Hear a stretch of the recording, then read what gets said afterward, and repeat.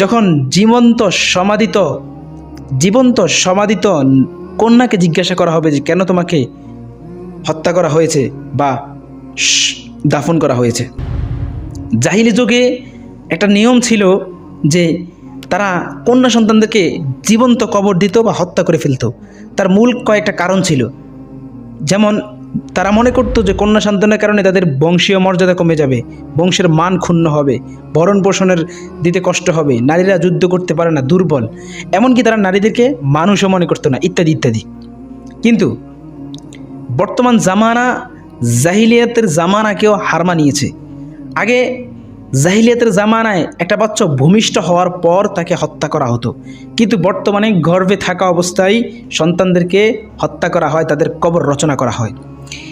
আগে সন্তান দুনিয়াতে আসার পরে তারা হত্যা করবে কি করবে না, নাকি পালবে সেই সিদ্ধান্ত নিত, কিন্তু